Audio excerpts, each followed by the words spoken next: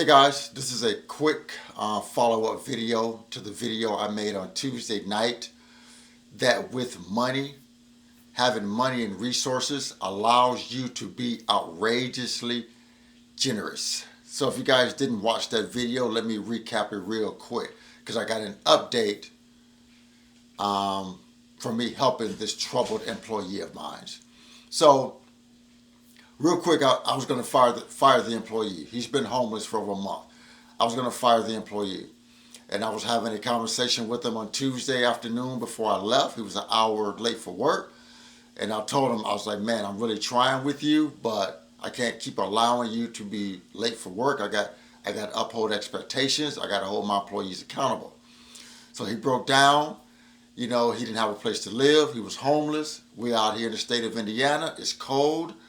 So I made a decision to put him in a hotel for a week out of my own pockets. I made a decision to put him in a hotel for a week till he get his paycheck on Saturday so he would have a place to stay, have a bed to sleep in, and have warmth. You know, and I told him this is the last leg. Can't be late anymore, can't miss any more days, or I'm going to have to let you go. I got to run a business, and I got to hold everybody to the same expectations. So, put him in a hotel. He's good to go, right? So the next day yesterday morning, which is Wednesday, I sent my district manager an email to let him know I had done this. Because I didn't want my district manager to hear about this and then be wondering why am I paying for something for an employee. So I sent my district manager emailed and explained to him what was going on, how I felt bad for the young gentleman. It's cold outside. He's homeless. So I paid for him a hotel just for 1 week. That's all I'm doing, just for 1 week, so he would have a place to stay. And then once he gets his paycheck on Saturday, he's supposed to take it over from that point and start paying by the week. So, and like I said, I told my district manager, because I didn't want my district manager to hear about this from somebody else. And then my district manager wonders what I'm doing, why did I do this, what am I doing paying for things for an employee. So I wanted to explain to my DM why I did this. So my DM calls me yesterday, guys. This is why doing great things always comes back in one way, shape, or form. My district manager calls me yesterday before I left for the day, and he said, Frank, he said, I really commend you for doing what you did. You didn't have to do that. But I want to thank you for doing that for him. Thank you for looking out for one of our employees, because you didn't have to do that. And he said, because you did that, he said, I talked to my boss. So my district manager told his boss what I had done. And his boss says, you know what? Tell Frank to fill out an expense report to get his money back.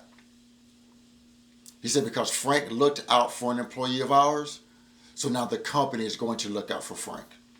Tell Frank to fill out an expense report because I want to make sure the company takes care of Frank for his generosity. And I told my boss, I said, boss man, I wasn't expecting to get the money back. That wasn't my intention. I just did it because I just felt that was the right thing to do. And he said, I understand. We understand. I understand that. My boss understands that. But what you did, that was a very kind gesture. And you're right. It's cold outside. You wanted to do the right thing. You did the right thing. And now we want to make sure we take care of you because you did the right thing. And I was like, man, I think my boss said, thank you, I appreciate it. But I just want you to know that's not why I did it, because I wasn't expecting any accolades, anything like that. I just felt it was the right thing to do, and I wanted you to hear from me why I did it, so it didn't get back to you and you're wondering why am I buying one of my employees a hotel room, which happens to be a male. He's 25 years old, just going through some hard times. Him and his grandmother had been fighting or not getting along. His grandmother threw him out in the middle of winter. But the reasons why, I don't know. That's none of my business. But when you do good things, guys, blessings come back to you tenfold. Always. And that's one of the reasons I want to say this about my employer. You know, I make videos and I say, you know, employers don't care about employees. But when I'm making these videos, guys, I'm talking in generalities. You know, is my company perfect? No. No, my company's not perfect. There's things we can do better. But when I talk about employees not caring about people, most of them do. Most of them don't care. Most employees don't care about people. Don't care about the employees. But I think my employer genuinely cares about their employees. You know, I think my employer generally cares about their employees. Yeah.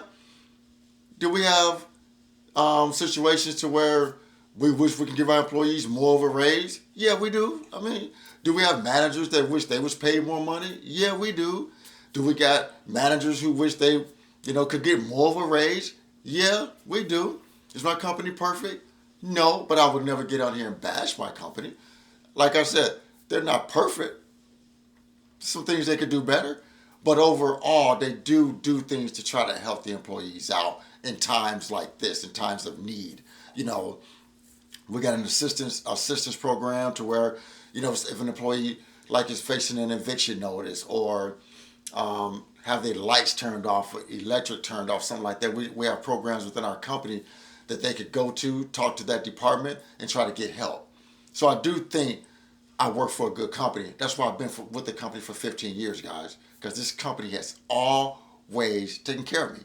This company has always looked out for me. Always looked out for me. I can't complain about my personal experience with my company. My company has always done right by me. So yeah, I just want to run this video by you guys real quick to let you know the company's giving me my money back because of my kind gesture. Guys, we got the game tonight in Detroit. On my way. I'm geared out. Got my Lions socks on.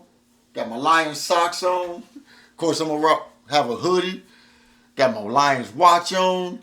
Got my gloves ready to go because it's going to be in the teens out in Detroit. Got my hat ready to go. I'm ready. We play the Cowboys tonight. We need this win tonight to even stay in the playoff hunt right now. We got to get this win tonight, guys. So I'm going out with my son, picking him up on the way. We're going to have a nice, great time. This is what it's all about, guys. This is all about. I get to go out, hang out with my oldest son, win, lose, or draw. I'm going to be good because this is what I like to do in my life. I like taking my money to build experiences in my life and build experiences with people that are close to me that I love, like my children, my mother, my sisters, things of that nature. Can't beat it. You can't beat it. And now, I got 2 grandchildren now. My son and his wife have my first 2 grandkids. So this is what I love about life. And being able to have the money to build these experiences is really priceless.